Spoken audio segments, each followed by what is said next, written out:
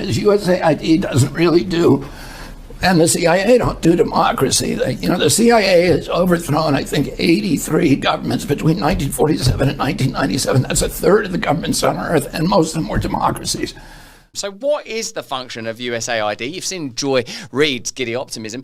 Jen Psaki claims that Musk is only targeting USAID because he fears investigations into his own corruption. That sounds like a conspiracy theory to me.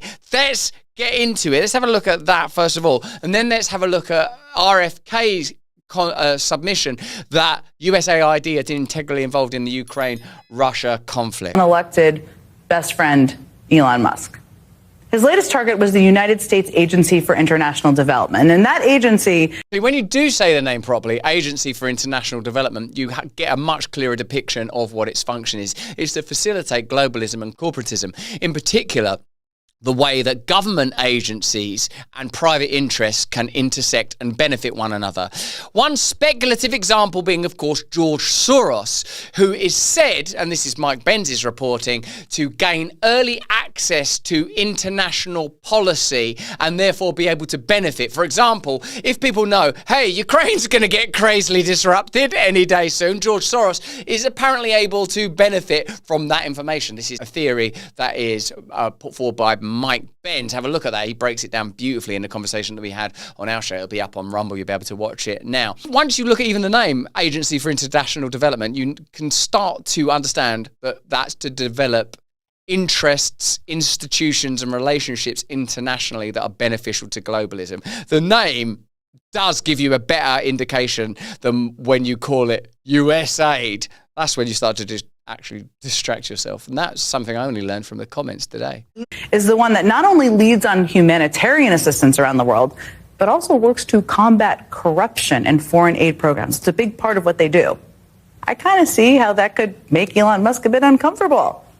So what do you think he did? You may already know. Well, he removed two of the top leaders of the organization who wouldn't do his bidding over the weekend.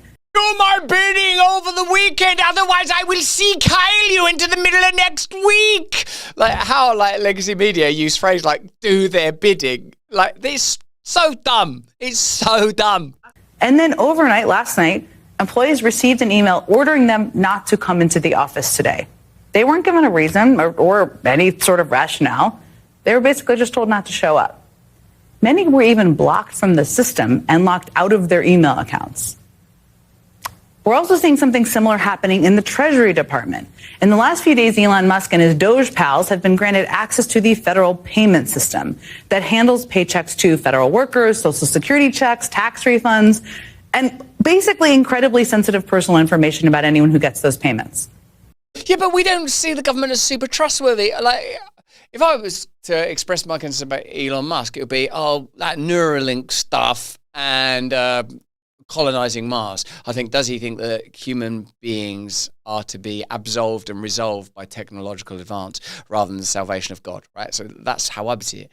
But him going into government and going, these lot are all locked out of their computers, I love that. That's sort of exactly what I kind of was hoping was going to happen. Let me know in the comments and chat whether you feel yourself called to defend bureaucrats and deep state operatives that were previously participating in total control of the citizenry.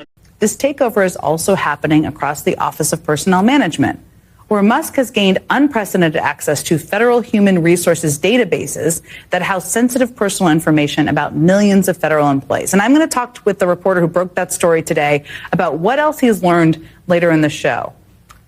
Now, I'm going to just be straight with you about all this. I mean, in the face of all of this and much more that's happened the last 2 weeks, there's not always been the type of clear, consistent, and united response from leading Democrats that I believe, and you probably believe, the moment requires. Broadly, this is advocacy for the idea that USAID is positive and that it's a disgrace that it's being defunded, right? Now, this is a post from Jimmy Dore responding to a clip from Zelensky, because actually the Ukraine are receiving significant funding via USAID. And Here's Jimmy Dore responding to Zelensky saying they've only received half of the 177 billion aid that was allegedly sent from the United States. So here's what our man Jimmy Dore has to say on that. Ukraine, like Afghanistan, is a money laundering and money funneling operation. These wars were never meant to be won, they're meant to be ongoing. Assange informed us of that years ago. If you're ever a supporter of the Ukraine war effort instead of a skeptical, then congratulations. You're Jimmy's going for it. You're a dupe who's learned nothing in the last 25 years. You're going to support another BS war before you know it. Okay, so there's some considerable polarity when it comes to views on USAID, and my own biases, tendencies, experience and research would suggest to me at least that USAID functions primarily as a kind of form of soft power, cloaking and masking taxpayer expenditure on projects that you would never back if you were told about them explicitly, because some of them directly contribute to citizen management in your own lives, and a lot of it is just sort of squandered, I would say, in this example, on unwinnable wars. Here's RFK explaining to Tucker a little while ago, I think it's Jermaine, how USAID used $5 billion in 2014 to begin the Ukraine coup.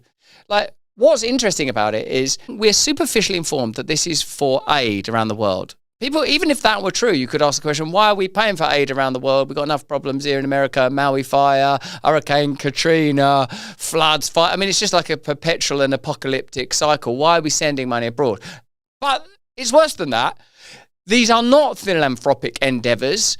They are the masked cartilage of deep state relationship with globalist projects, which require disruption in the form of, i.e., pandemics and wars, in order to legitimize and implement the centralized power that they crave. It sort of couldn't be worse. Here's RFK giving Tucker an example of how USAID is a participant in projects that are detrimental to you and the planet you live on. 2014. There are riots it's called the Maidan Rebellion in Ukraine, which we're not told that we are financing those riots. The newspapers never told us, our government never told us. USAID, which is a CIA front, put $5 billion into funding those riots. Those riots lead to a coup d'etat against the first democratically elected government of the Ukraine. It was a government that refused to choose sides and to say, we're going to be on the side of the West. So we wanted them out. Free speech is under attack, but Rumble Premium refuses to back down. That's why you should use Rumble Premium. Support content creators like me, and him, and him, and him, and him. I'm going to say and her, but is there one? And her? Oh. That's good. And her. With major advertisers conspiring to pull their dollars, even brands like Dunkin' Donuts turned their back, claiming Rumble had a right-wing culture. We're not here to fit a mold. We're here to defend free expression. To strengthen this mission, we're excited to offer Rumble Premium, a completely ad-free experience with exclusive benefits, grow up, for viewers and creators. It's more than a subscription. It's a stand for free speech. Your voice matters. Join Rumble Premium. For a limited time, you can get $10 off an annual plan using the promo code BRAND. Visit rumble.com/premium/brand and claim your discount today. Together we can turn the tide, whether you join Rumble Premium or simply keep watching. Your support helps keep free speech alive. Go to rumble.com/premium/brand and use the code BRAND to get $10 off. A month before that government is overthrown, Victoria Nuland, who's the part of the centerpiece of the neocon ideology and who is now a high-level official in the State Department, has a secret call with the U.S. ambassador, which is tape recorded and is now public, which anybody can go and look up, where she is picking the new cabinet for the Ukraine, which is which is a U.S. Western cabinet. So they're picking the new government a month before the old government is overthrown. Is that how democracy? Is that democracy when Victoria Nuland picks her government? Well, that's the point. Is USAID doesn't really do, and the CIA don't do democracy. The CIA has overthrown, I think, 83 governments between 1947 and 1997. That's a third of the governments on Earth, and most of them were democracies. Oh, it doesn't do democracy. The time frame that RFK just talked us through, i.e. US projects to overthrow foreign governments, that pertains to coups in Central and Latin America that predate even the milieu that we all exist in now. I.e., back then, that was a left-wing argument. You know what the American government does is it funds crazy disruption around the world. That used to be the left that would make that argument. Let me know in the comments in the chat if you remember that. Let me give you a clear example. Naomi Klein, Shock Doctrine. That was a book about how America sponsored the overthrow of foreign governments. That was, generally speaking, a left-wing, inverted commas, perspective. During the time frame that RFK just described on Tucker, it's become now a right-wing, nationalist, populist issue to say that we cannot trust the government. So whether it's Jen Psaki bemoaning the loss of some control of the levers of powers, or Joy Reid saying it's a disgrace that people are shut out of their offices, this outrageous attempt to humanize USAID, when in fact what it is the visible tendrils of deep state power and control, and is an indicator that the method commonly used to mask that power is to tell you, we're trying to help you. This is a philanthropic, altruistic organization that we need you to fund. How come it's always funded by us? How come under investigation it always appears that there's manipulation, coups, lies, maneuvering, Machiavellianism? Why can't these stories withstand scrutiny? And why is that scrutiny never applied from the left, from the legacy media, from the MSNBCs, from the Sarkis? Why do they continue to advocate for big state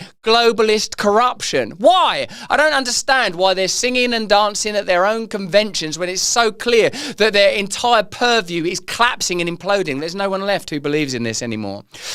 Anyway, that's just what I think. Why don't you let me know what you think in the comments and the chat. We've looked at USAID from a number of perspectives now. One, we've looked at how, in a sense, what it is the machinery of the deep state mask. Two, we've looked at how many of the projects they pursue are directly, actually adverse to you and your interests. And we've looked at the surprising places where it crops up. MGT suggesting that it may be connected even to the origins of COVID. Our certainty that it's connected to coups and wars and surveillance and control. What an extraordinary organization. Whatever your doubts might be about Trump, Elon et al., whatever your cynicism might be about this new MAGA populist movement, one thing you can say is their dismantling of bureaucracies is not what you should be concerned about. You might be concerned about AI, mRNA technologies. You might be concerned about the potential for surveillance. But the dismantling of corrupt government, and that's what we're discussing here, corrupt government, is nothing to worry about at all. But that's just what I think. Let me know what you think in the comments and the chat. Hey, thanks for watching. If you want to see more uncensored content where free speech can flourish, join our live stream. Click the link right here to watch the next video if you want to, or become a member of a growing movement. Download the Rumble app and you'll be informed every time we make a new piece of content. Stay free.